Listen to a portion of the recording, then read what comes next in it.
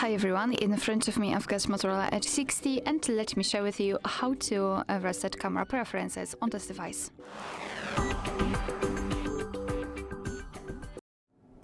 So this operation is useful especially if you meet some kind of problems with the camera.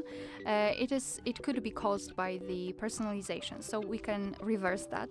Let's enter the camera, and I wanted to show you visual evidence that the reset option works, and that's why I've applied grid lines. I hope that you can see them. After this operation they should disappear, so let's check it.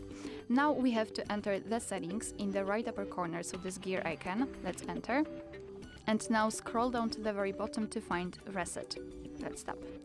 Tap on reset, and we are still in camera settings, and we are not really sure whether it worked or not.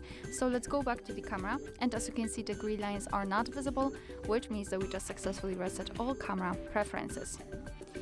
Alright, so that will be all. Thank you so much for watching. Please hit the subscribe button and leave the thumbs up.